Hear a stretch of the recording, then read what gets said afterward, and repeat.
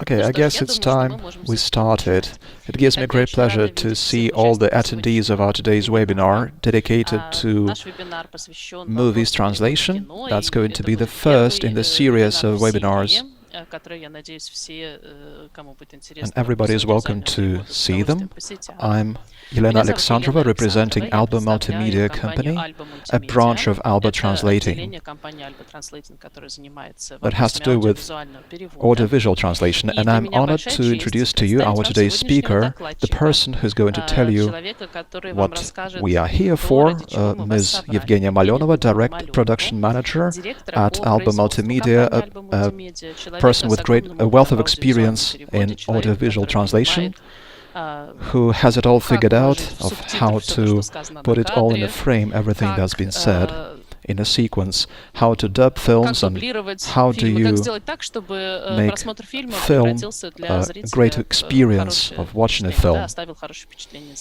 Our webinar will be provided in a recorded version. Simultaneous interpreting into English is provided, and those who need that can switch to English at the bottom of the screen where you can see the globe. You can select the English channel and listen to the webinar delivered or interpreted into English. As far as I can see by the list of attendees, we have some international visitors, so it is for them to select. So English, simultaneous interpreting is provided, and the recording will be provided also in English for those concerned.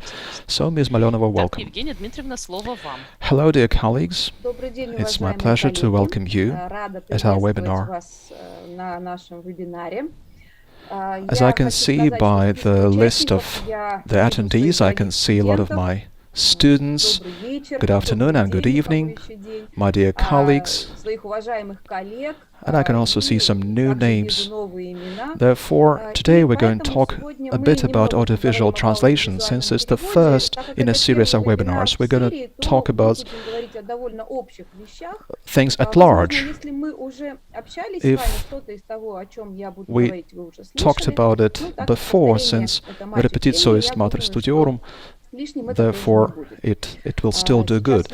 I'm going to share my presentation now. And there we go. Without much ado, my point is that we have a very generic thing for a title, since audiovisual translation, or AVT, is much more than just translating movies. It's translating ads, corporate movies, means of media availability. But today we're going to focus on very basic things about people who do the translation, how they do it, and what are the issues involved. And perhaps following our today's webinar, you will decide to become a movie translator, as have my colleagues at Alba Multimedia. A few words about myself. Why am I talking about translating movies? In fact, I'm a translator by education. I graduated from Omsk State Pedagogical University as executive assistant and translator with English and German. And it so happened that I've worked with English most of the time, so it's Russian into English and vice versa. As of 1998, I've been combining translating and teaching activities, focusing on interpreting and translation in medicine and oil and gas industry and machine building.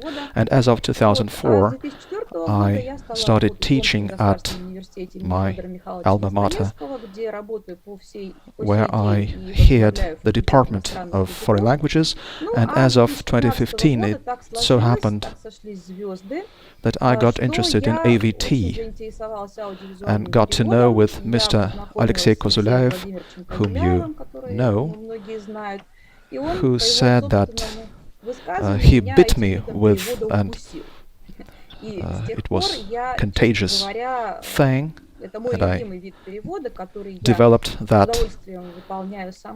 And this is what I do, what I practice, and what I teach my students and colleagues. Starting with 2019, Alba Translating launched a branch where we do AVT as an incorporated entity. And that's where from I can talk about translating movies, not just a teacher, but one who does it as business. Why are we talking about AVT? Because if you turn on any TV channel, if you do watch TV, you would see that most of the time we are watching translated content, especially if it's Discovery Channel or Sony Entertainment Channel. Interestingly, the number of AV content, according to Slater Company, is expected to grow to reach, they forecast a 13% increase over the next 3 years. But as we know, the pandemic changed things, and the production was halted for a while. But still, we do have incoming orders regularly for AVT. According to Rambler News Service, the volume of imported AV content in 2019 was 77% in Russia. So that's what we can see. A lot of content, much more than half of everything we watch. And it's not just movies or series, it's documentaries or shows, cooking shows, fashion shows. Mostly imported, not just English language content. There's much content we purchase from China and elsewhere. Therefore, it's legitimate that all that content should be translated. On the other hand, teaching AVT in Russia is just starting off. And there are only 3 universities as part of their translation degree programs that offer AVT as part of their major programs. There are 3 master programs all across Russia, one of them at our university. I'll make a point to talk about that later on. And there are some corporate courses. There's RU Films Audiovisual Translation School.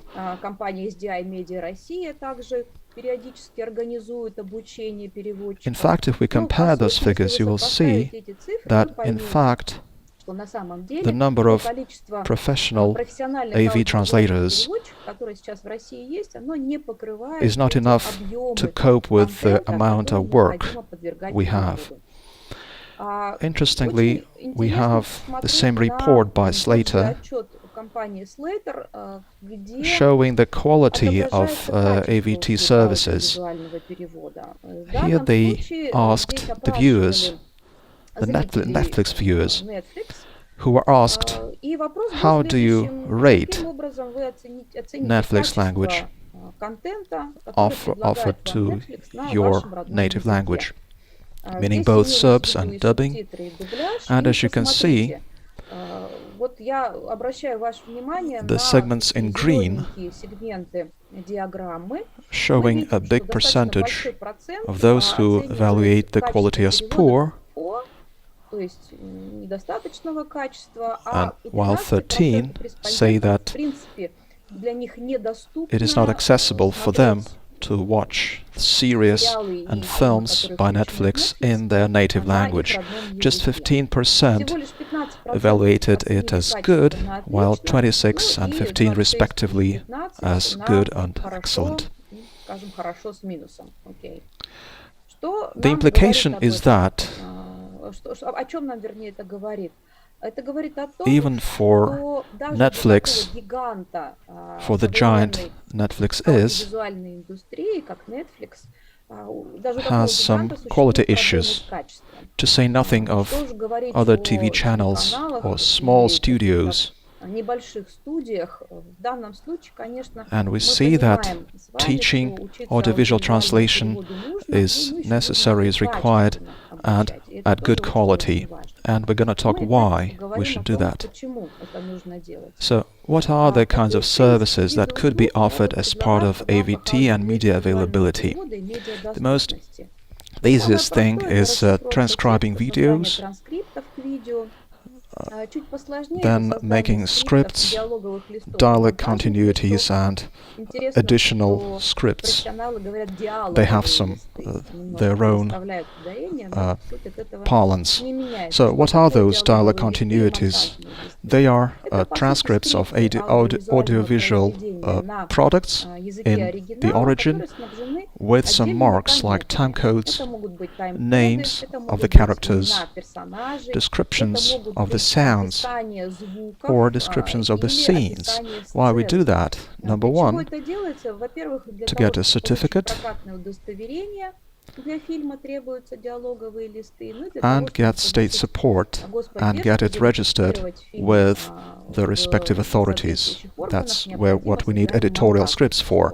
You might ask, since they are films on the original, and this is all done in the original, where is AVT involved? In fact, what we are translating is not just from a language into another human language, but also from one coding system into another. That's what makes it different. So creating all the elements in your native tongue can be regarded as translation as well. Everybody knows about a popular kind of AVT as subtitling. In Russia we have it for voice-over translation. When we go to movies, we see dubbed versions with some additional components related to media availability, like creating available, accessible environment for certain cognitive issues or demands. These are audio descriptions. In Russia, we use a special term for that.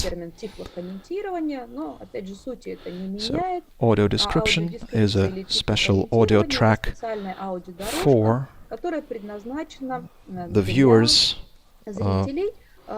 with blind or hard of seeing people, while there's a person who comments on what happens on the screen. When we talk about blind people, we also have to talk about the deaf and hard of hearing. For them, we have special subtitles, and the term is SDH, subtitles for the deaf and hard of hearing.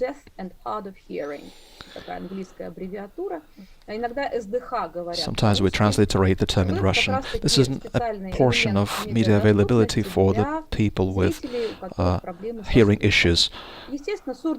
Sign language, live subtitling or comments, when we have those comments at the same time with playing the audiovisual content, and simultaneous interpretation at film festivals, which is quite a demanded offer. But it's for simultaneous interpreters to talk about rather, but still it is a kind of audiovisual translation. What is AVT? Here we can say a long definition. For those who listen to the interpreting, it's a process of decoding and transfer of a verbal and non-verbal component of a polysemiotic unity of the audiovisual product via various language means, yielding a new verbal component of this unity apt for further processing like subtitling, dubbing, localizing, taking into consideration a broader context of the product,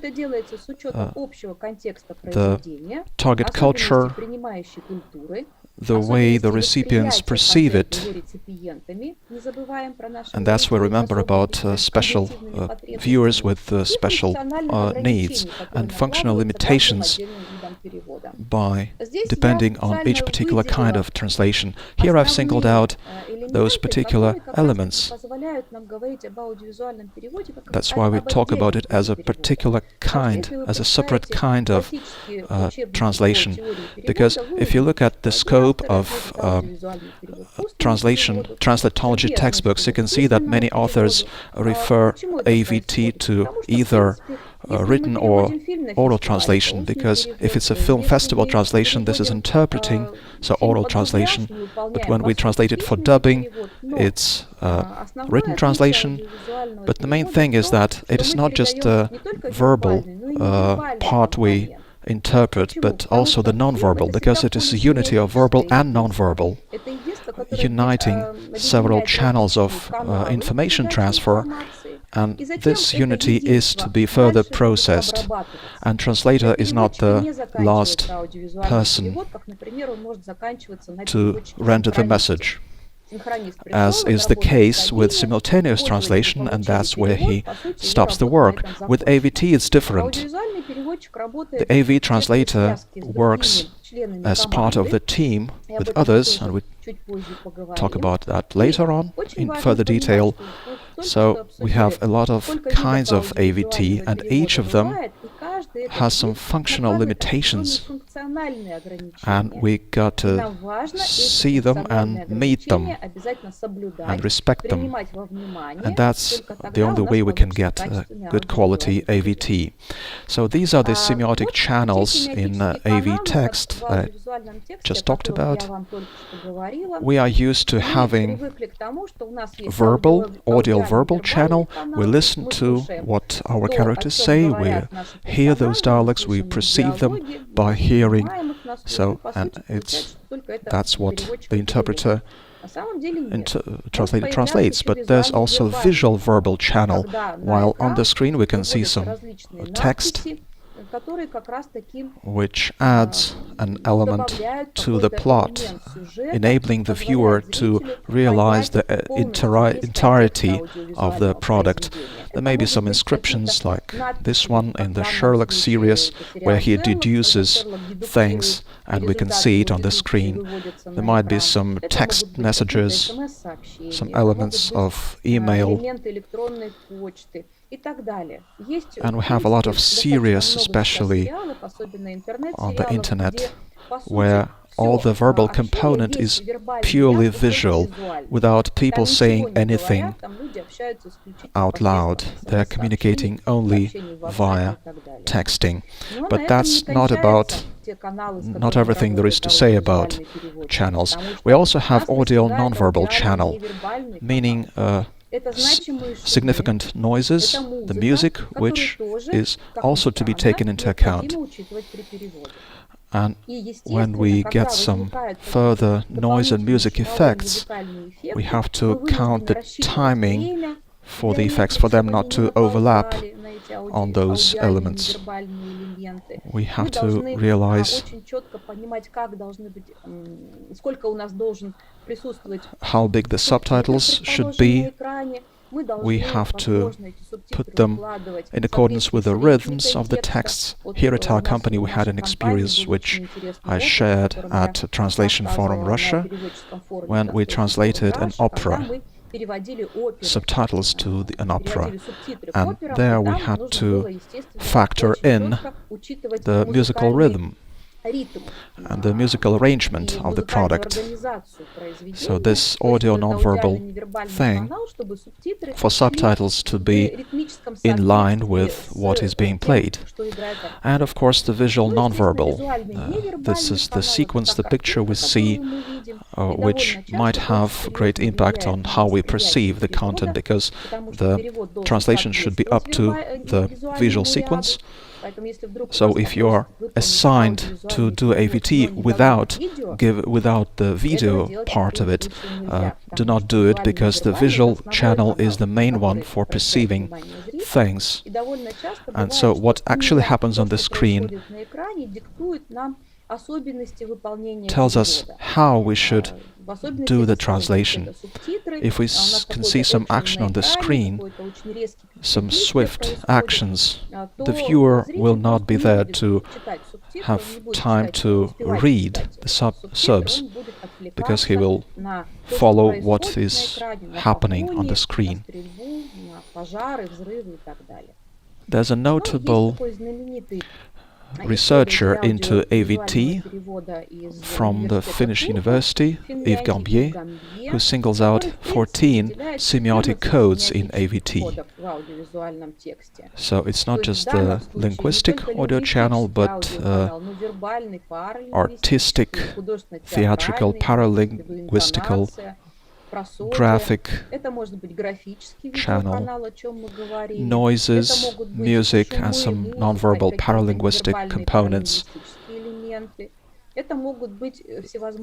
some cameraman tricks, changing the views, costumes, who draw a lot of attention onto them, the way characters interact with one another, how close they are to one another,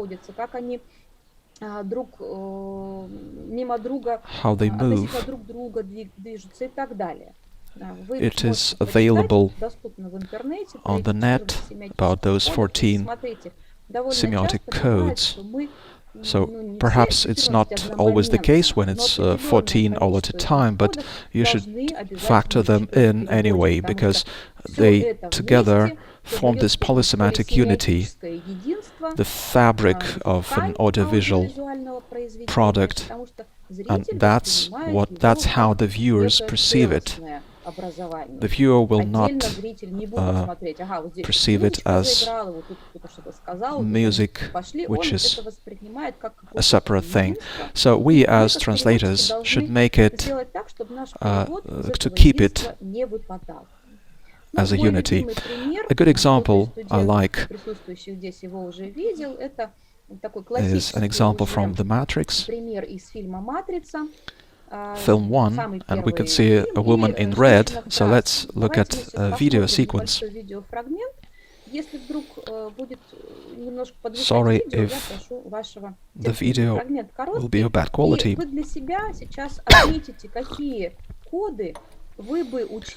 So please watch carefully and think of the visual codes that you would factor in. The Matrix is a system, Neo. That system is our enemy. When you're inside, you look around, what do you see? Businessmen, teachers, lawyers, carpenters, the very minds of the people we are trying to save. But until we do, these people are still a part of that system, and that makes them our enemy. You have to understand, most of these people are not ready to be unplugged. And many of them are so inert, so hopelessly dependent on the system, that they will fight to protect it. Were you listening to me, Neo? Or were you looking at the woman in the red dress? I was... Look again. Breathe it.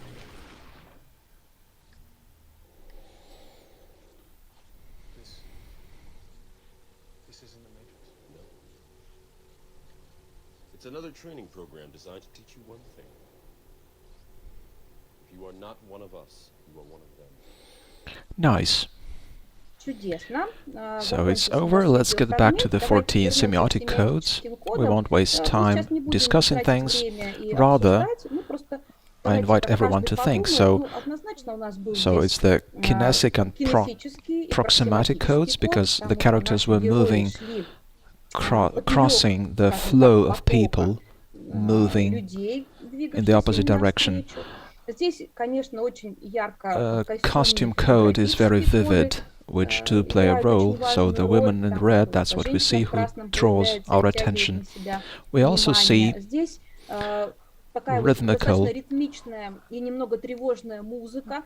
the music, and it would be good for our words to fit into Morpheus's words, but also the musical rhythm. And you remember a pause when everybody stands still, and no translation should be there. So you as translators have to make a phrase in such a way that it would fit into the articulation of the actor and end at the moment when the music stops, to keep that pause pending, because it does have an impact on how the fragment is perceived. So you can see a brief fragment with a lot of semiotic codes to be factored in.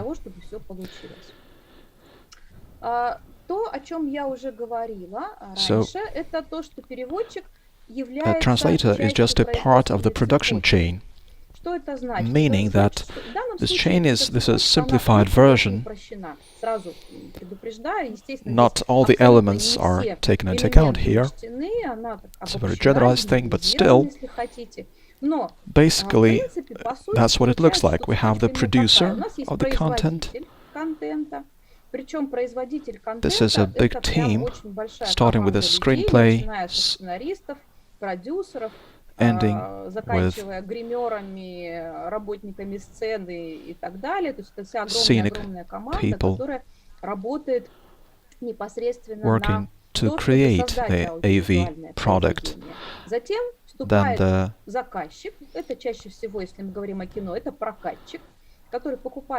filming company gets in, who communicates with who calls the translator or the translator company. If we have a closed cycle translation company, it is that company who does the localization, meaning that it's not just the translation they do, it's also do the subtitles, do the dubbing or voiceover, like we have at Alba Multimedia. So we tend to be this closed full cycle company to do both. Sometimes it's another link, especially when it comes to dubbing. There will be a studio involved with the dubbing director and VO actors and some more people involved in processing and remastering of the video. Everything gets back to the customer, who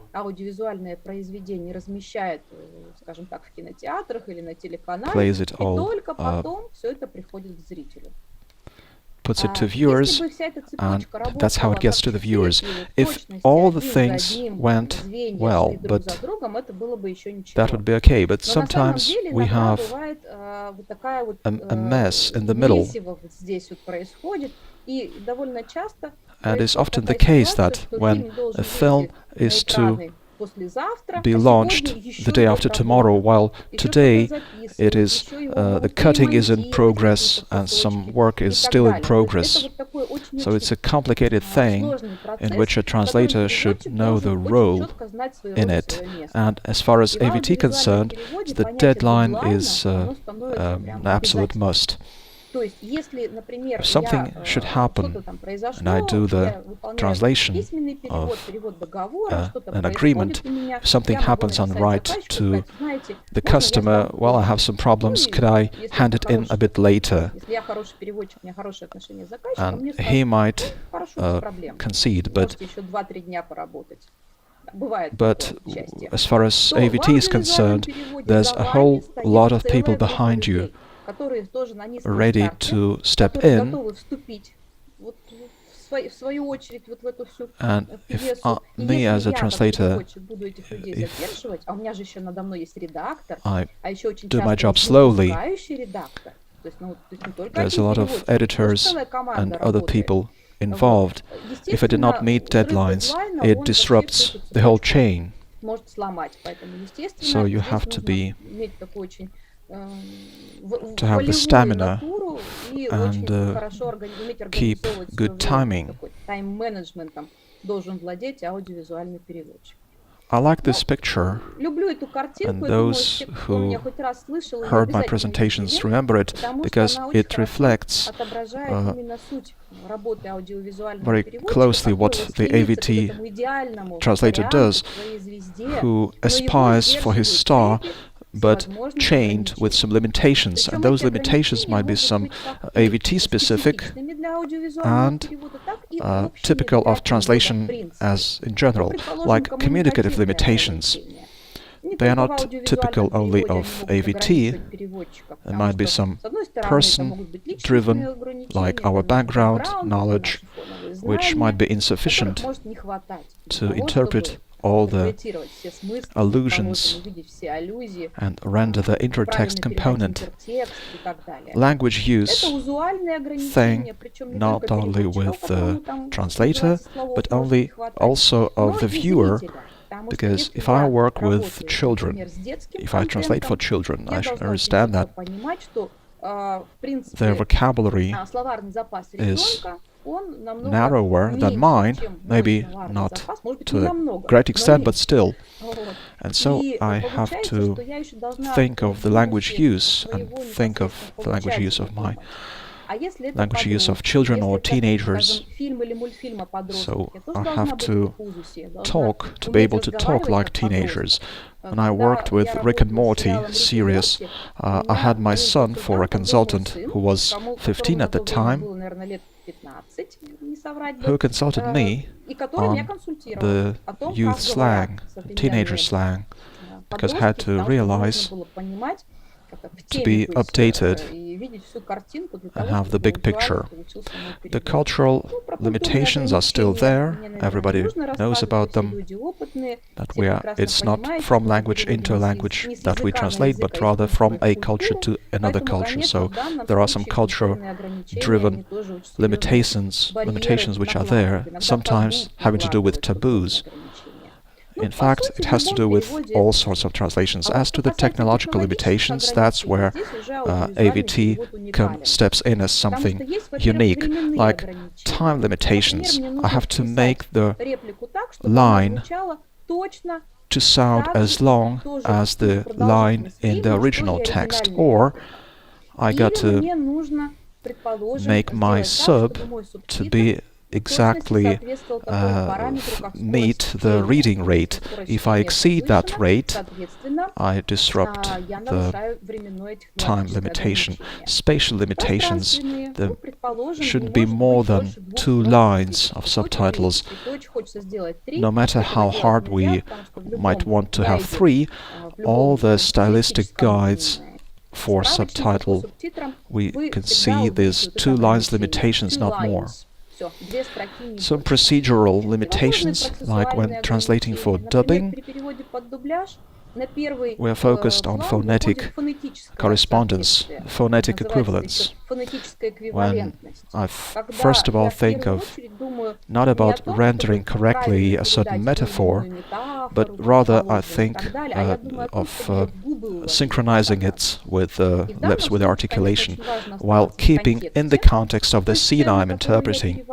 But my text, due to these limitations, technological limitations and different articulations in different languages, it undergoes great changes. As for semiotic limitations, we've talked about this. The information flows that limit me as a translator, like when I need a lot of text to have on the subtitles, but while some of the characters runs away or shoots, the people will not read the subtitles, but rather watch what happens on the sequence. And in this case, for me to render the meaning, somehow I will have to make them more condensed, the subs. Trying to put as much of the information as possible into that short text. Some formal limitations are also in place that people do not think about. Things like demands of the customer, forbidding you to use some words like swear words, where we have a lot of problems, some legal limitations having to do with copyright, and we'll probably have a webinar on copyright in AVT translator. These are some conventional limitations like or some conventions like we have it as conventional in this country or culture as a certain part of AVT, a certain kind of AVT. Like in Eastern Europe, we have a lot of subtitles.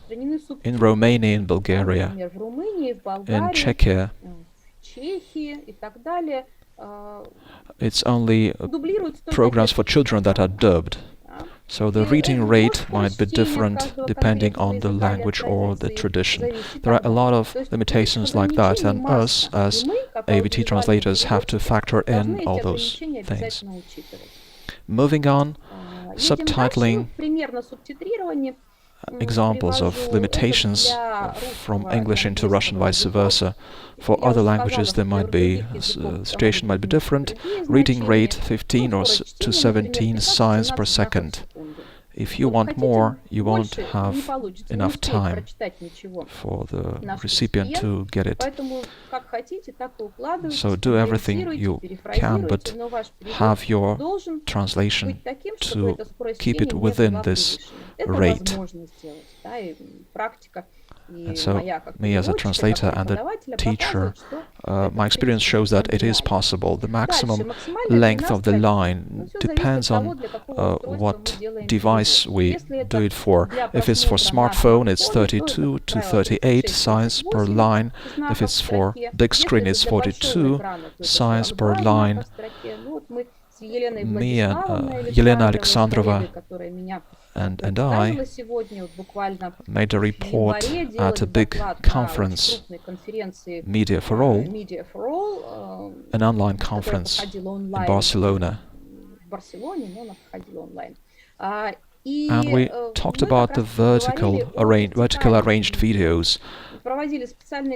There were experiments involved. It's not more than 34 signs for vertical videos. That's what you can have on your smartphones without turning them horizontally. There are even more limitations for on the translator, whose translation has to fit into those limitations, including all the elements, but fitting into those limitations. Pauses between subtitles, 2 to 4 frames. Subtitles must be within the borders of the frame, which makes more difficult the cutting rate, because AV products are being cut in a very swift mode, like in video clips or musical clips, musical videos. If we look at music videos from back 1970s, it's very static, but compare it to modern musical videos, we can see a very swift cutting, and it's hard for the translator to fit into. According to Netflix requirements, it's only once that the sub can cross the frame border. The speech rate, I hope it will, our interpreter survives, but from my experience of working with the British series, British speakers talk very quickly. Previously I thought that Americans are quicker, but with the Brits it's much worse. They talk both one after another and all at a time, and it's very hard to put it into meeting the length of the line and the timing and put all the meaning into it. And situation on the screen, the video sequence. So if something happens swiftly on the screen, people will not read the SERPs. That was an experiment carried out by our Spanish colleagues, not only them, but there's a device which is an eye tracker, enabling us to see how the eye pupil moves. And the bigger the circle, the longer the person watches some place. If we analyze, there are also figures there, but we can see the way we watch. First is the eyes, then the mouth, then is the subs, then a space between the characters, something that distracted their attention here and there, maybe on the arm that distracts some attention, and it's a very short time left for the subs, so it's 40 to 40 for deaf and hard of hearing and 60% for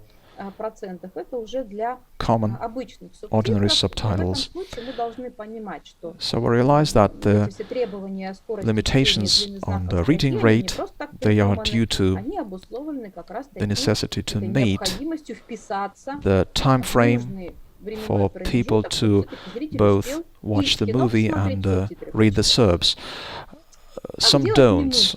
You can see some samples of bad subs. An example from my editor's subs. So 4 lines, which should be there, exceeding the length of the line and the reading rate.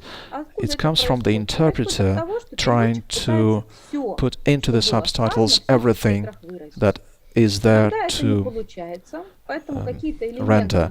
So we have to omit some of the elements. Sometimes we can divide them into several parts, but such 4 lines or bigger lines shouldn't be there at all. There are the screenshots of the software.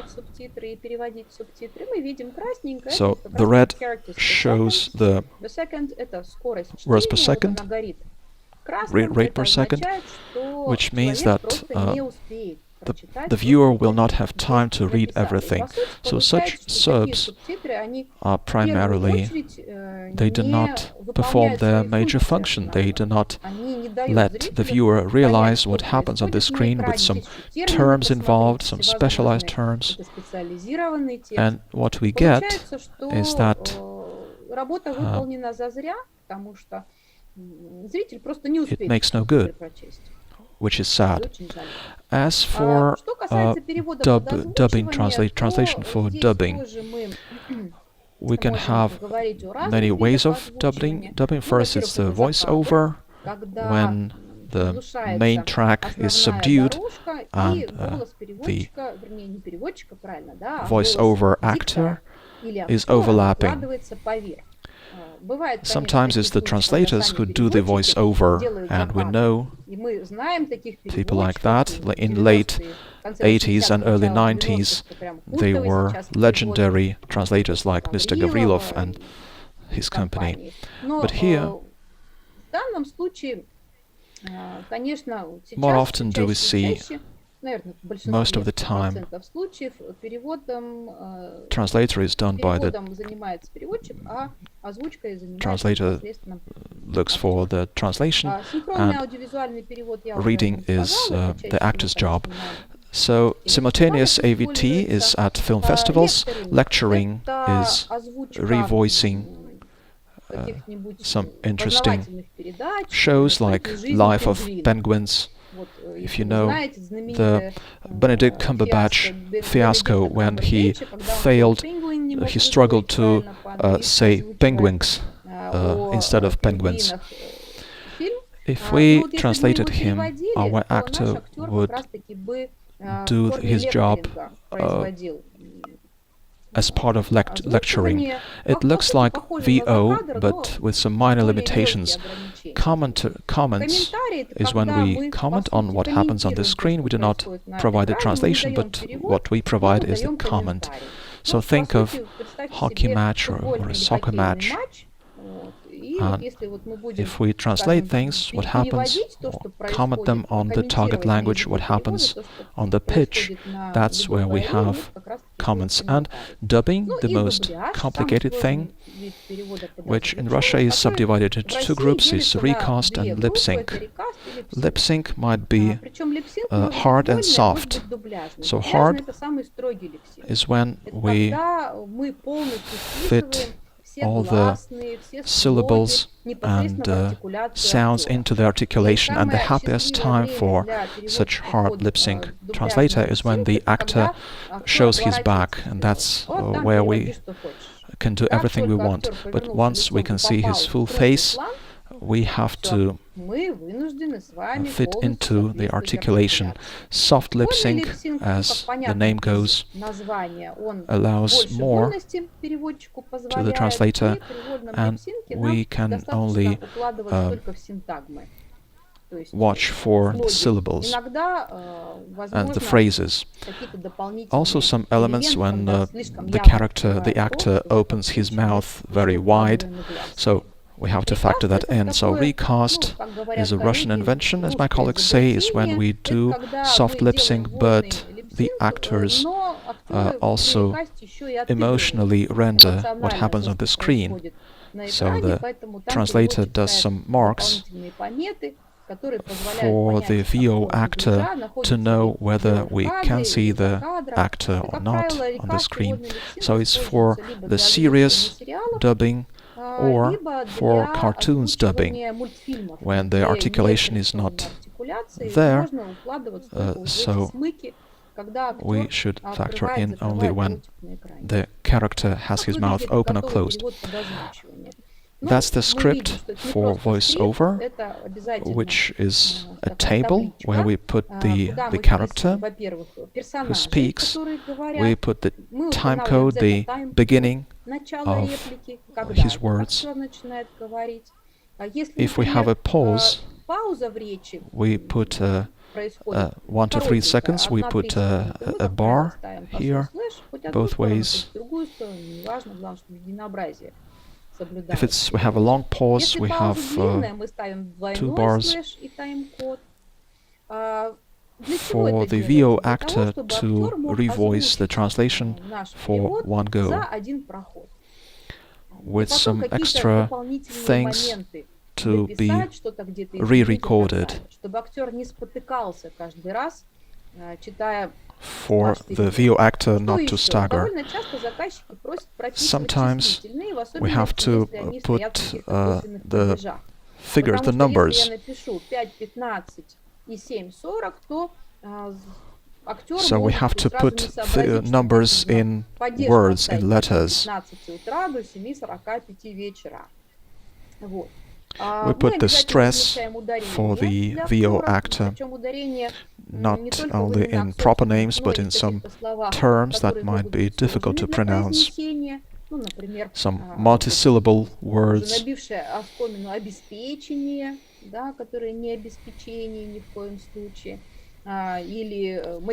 And some other words where accent matters.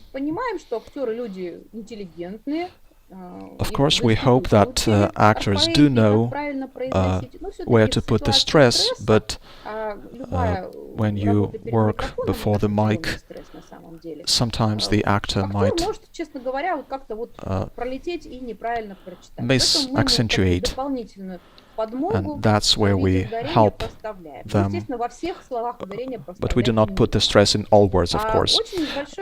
We also make a point to put the Russian yo letter, which has 2 dots over the e letter, which has a semantic difference.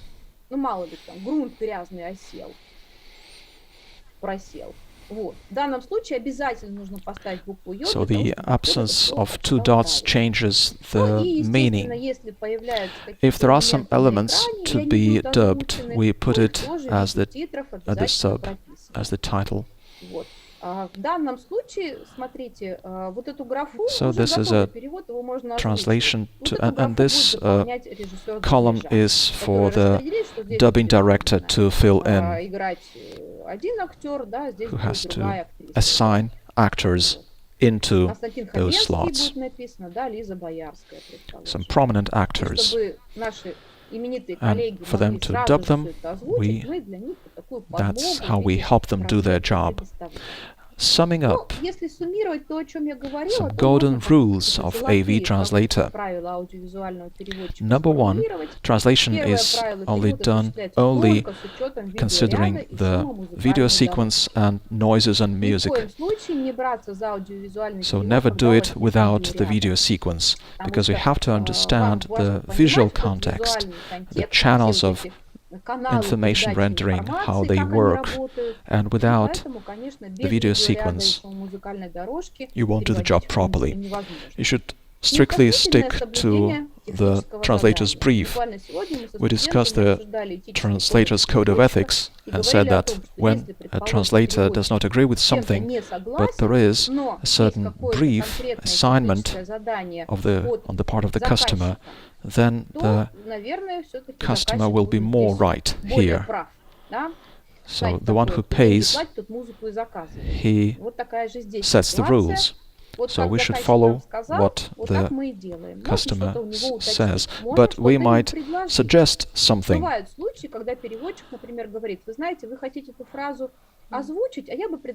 To do the job differently, so maybe you could prompt a better solution to the customer. But if we have a very specific brief, we should follow it as professionals. We should also consider the demands of the target audience to understand for whom we are translating, to have the picture of them.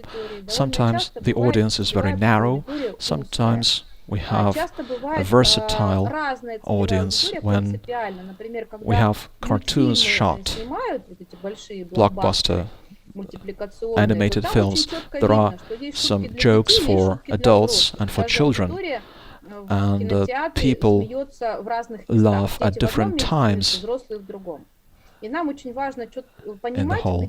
So we should render each joke correspondingly.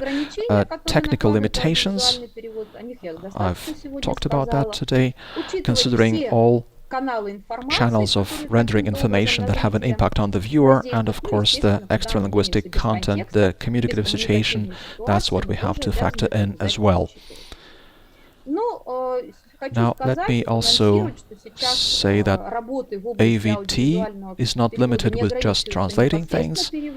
So together with my colleagues from RU Films, SDI Media Russia and Eurasian Leagues of Subtitlers, we are developing a frame of competences in AVT, and we've singled out the major things that such translators should master. First, it's operating native tongue and foreign tongues, mastering audiovisual translation technology and techniques, the media availability techniques or digital accessibility techniques like SDH and sign language as well. IT, mastering IT in the professional sphere. There is software for both dubbing and subtitling. It's not just the CAT tools, but many more things. Of course, to aspire for self-development, and congratulations, you made step one by coming to hear our webinar and learn something new. And as any translator profession, that of an AV translator implies close interactions with the customer, because there are many things to agree between the two, arguing with the editors, etc. But some constructive interaction is what is always required. And we're going to report on that job as part of some conferences. Of course, the Translation Forum Russia, which is going to take place in Nizhny Novgorod in late July this year. And a few words about the master's program offered by Omsk State University, named after Fyodor Dostoevsky. We are opening a program, Audiovisual Translation and Media Accessibility Program, master program. The number of state-funded places and tuition fee. This is an intramural program, and it is for both bachelor and specialist degree students. The main thing is to have a B2 English language level. That's what we teach: 2 foreign languages, interpreting and translation, editing and machine translation post-editing, IT in linguistics like CAT systems, software for subtitling, and a big deal of audiovisual translation like subtitling, media accessibility, and below we have the partners with whom we very intimately interact, and they provide practical training for our students. So I invite you to join our master degree program. And the last thing I want to say is that this master degree program became possible only due to the support of Vladimir Potanin Foundation. That's where I stop my presentation. I think I just fit into the 1-hour timing, and I'm here to take your questions. Many thanks, Ms. Many thanks, Evgeniya. And I remind our visitors to leave a comment in the chat room or ask questions. I will voice them. And since it's just the first thing in a series, I suggest that our attendees suggest or propose some further topics to be talked about later on. We do have a wealth of experience, but we'll try to take into account your comments, questions. The more so that we have among us, we have Mr. Zagot, Mr. Mikhail Zagot, representing the simultaneous interpreter community who used to do the simultaneous interpreting in late 80s, who worked at big film festivals, who can testify to that thing that we do have this kind of translation, because he's very experienced in that. So please take your time. So what about the employment prospects for AVT? It's very easy. It's the same as employment for any kind of translation. Customers and translators sometimes struggle to find one another because, for one simple reason, the translation companies are not always happy with the quality of translators. There is work to do, a lot of it, but it's not often the case that we can find a translator who knows the thing properly and masters the language to do proper translation. For all I know, as far as our company is concerned, workload comes in waves. We always employ new translators, and when we have an interesting project and we contact a translator with these sort of languages, perhaps it's English to Portuguese, and we contact such translators. In 2 weeks' time, we have another order for Russian and Chinese, and that's where we start looking for Russian-Chinese AV translators. So if you take into the streets, I'm an AV translator, you won't be hired at once, but if you learned how to do AVT, you're welcome to send in your CV to us, to SDI Media, Alba Multimedia, Kirillitsa, and other, and I think you will get the job. Many thanks, dear colleagues, for your words of thank you. Mr. Zagot can also take part in our deliberations. Maybe we'll invite him as a speaker at one of our webinars. That is a very interesting experience, and I like it immensely to listen to his presentations. Any other questions, colleagues, please? Or maybe some ideas that we would like to know. Apart from English, what are other languages available? Many thanks for your question. It depends on who the company works with.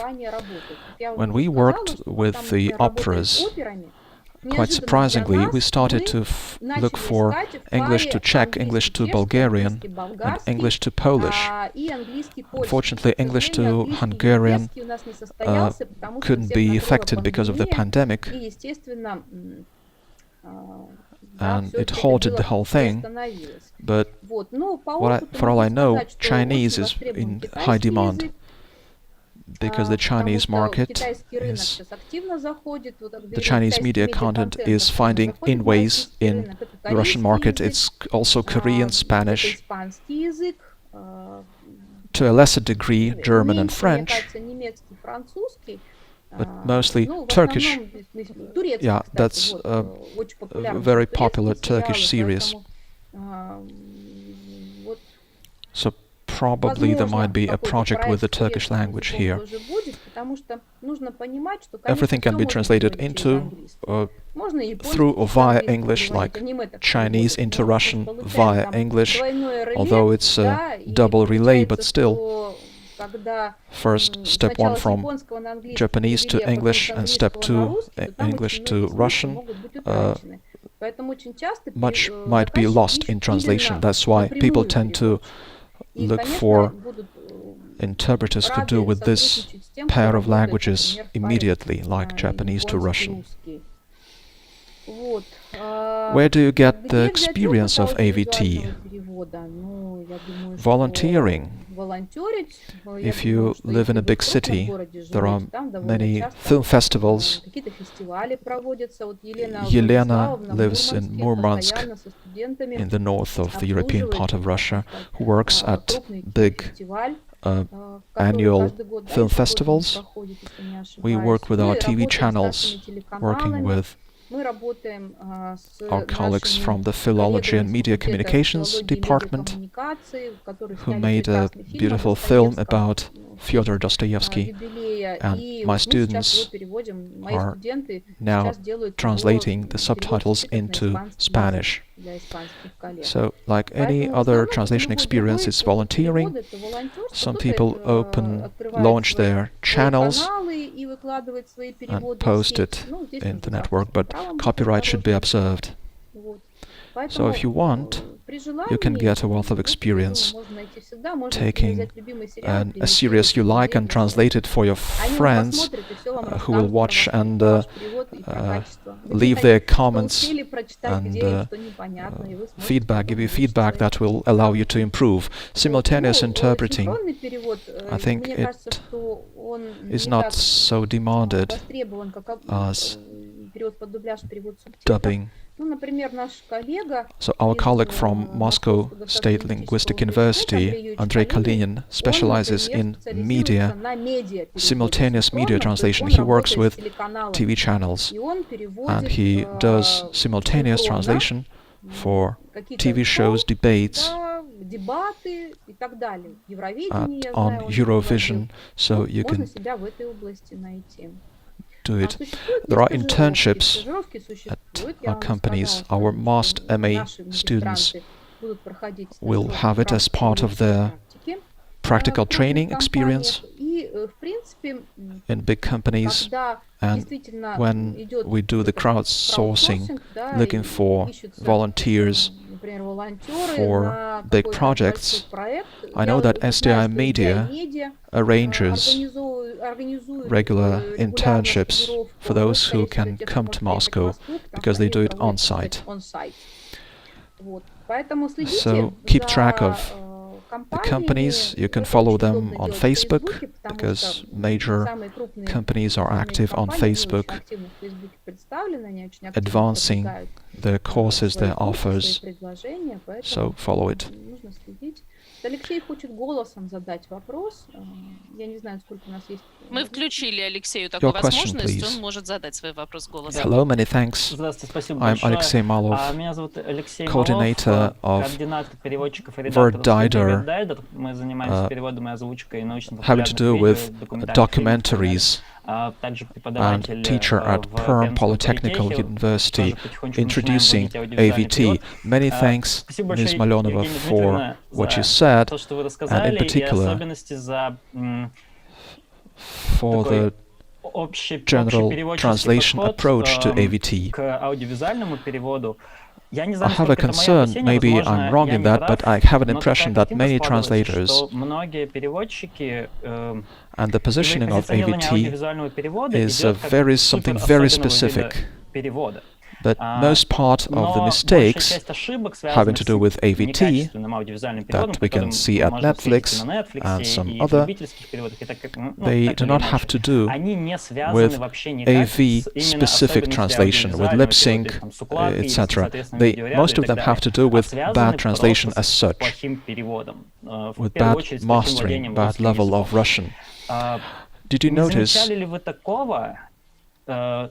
Didn't it occur to you that probably AVT might be more positioned as translation first and foremost, where the mastering of the two languages rules, singling out some, focusing on limitations, but also on what, first of all, you have to be a good translator, and then to master the audiovisual aspect. Many thanks for your question. I fully agree with you, because for 7 years I work as an editor, and that's what I see, the bad Russian that you mentioned. Mostly it has to do with subtitling, with a lot of issues with spelling and punctuation. Many companies lose their clients not because of bad lip sync, but because they do it with bad grammar, bad spelling.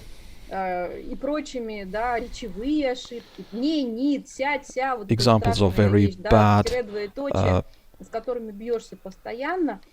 Russian-speaking mistakes. So perhaps I really focused on those features, but still, if we talk about translation as such, it comes naturally. First of all, it's the ability to translate. Another thing is that if we talk about simultaneous interpreting, the technique is different here. If we take written translation, the technique is different. Here we have the AVT technique with all its limitations involved.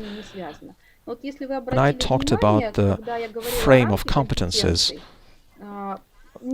number one, the top thing was mastering the language and an ability to do cross-cultural communication, because without it, all those features with lip sync won't work. So you're right.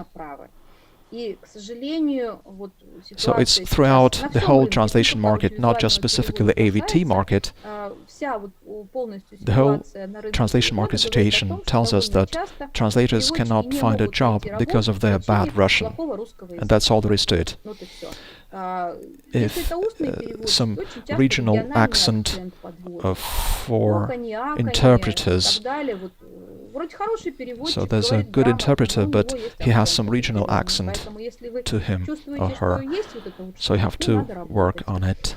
If we take translating subtitles, we see bad Russian here or foreign language, because you can see it in writing.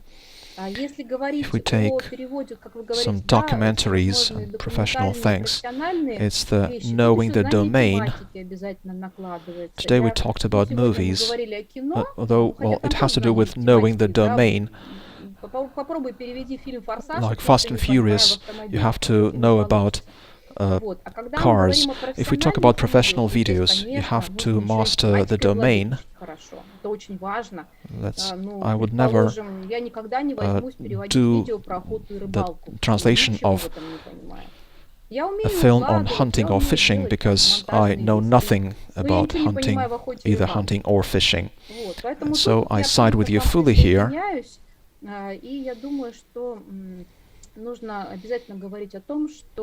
So it's first and foremost, it's a linguistic activity having to do with working with languages. It would be nice to practice AVT at our classes at the university, so welcome to our master degree program. 3 semesters of AVT and 1 semester of media accessibility is what you will have.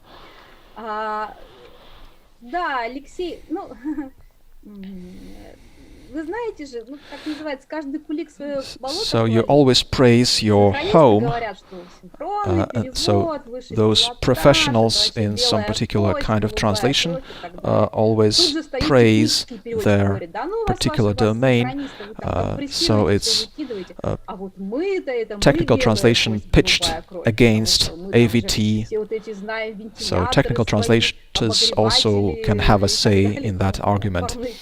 So I don't think we have to talk about...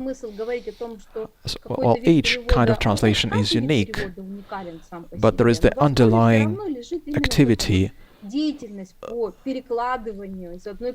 of do the cross-cultural thing and see the sense and render them carefully in the target language. So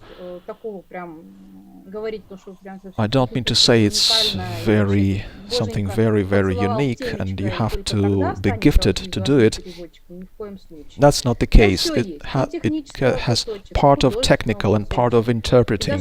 So when I translate things to be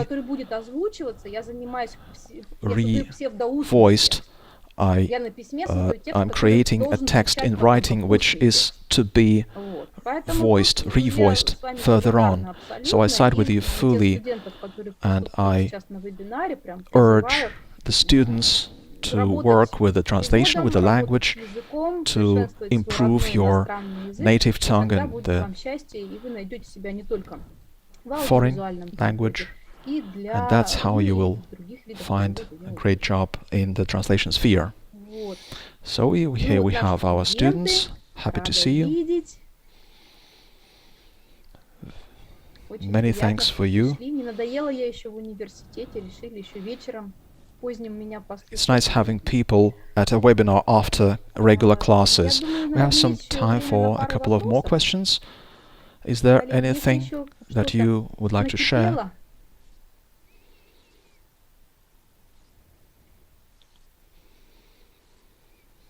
All right.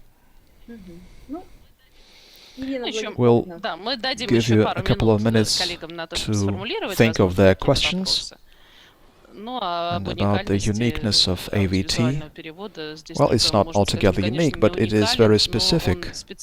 That's why our company is singled out into a particular branch, because it involves...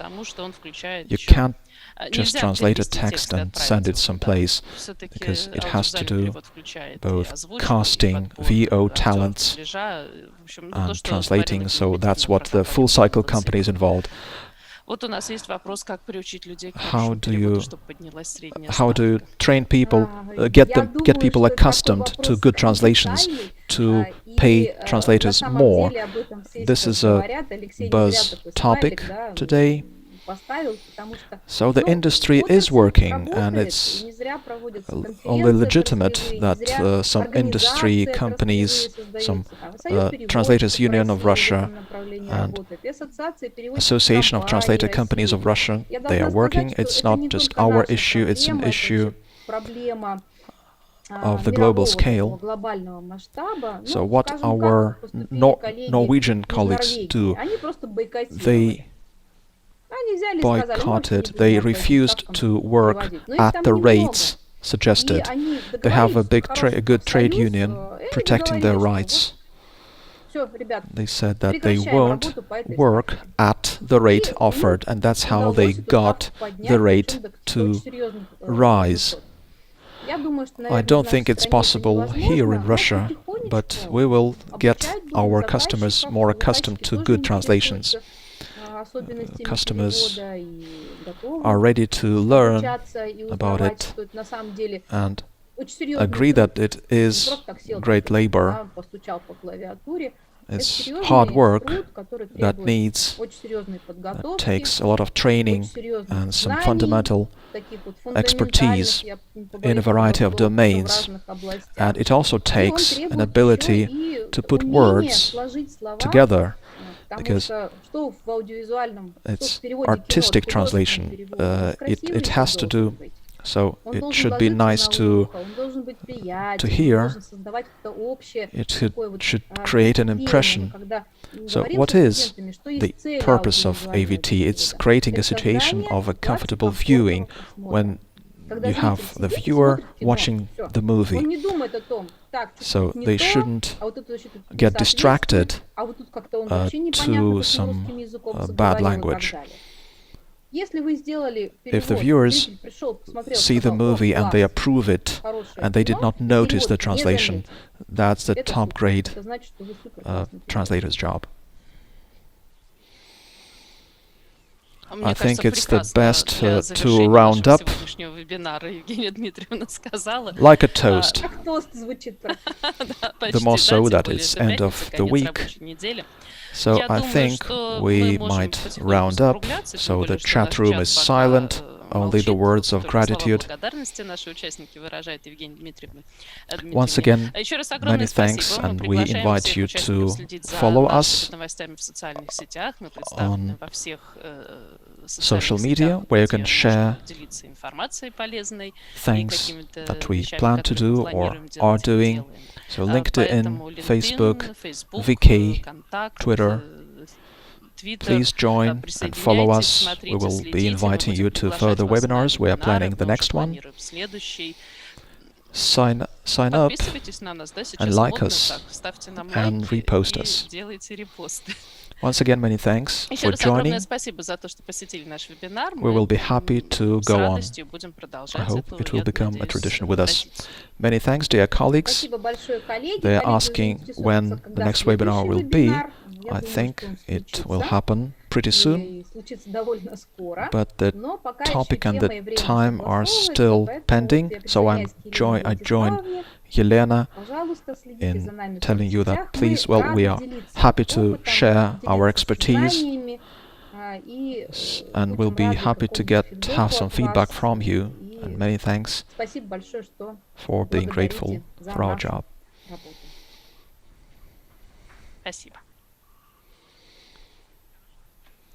Take care.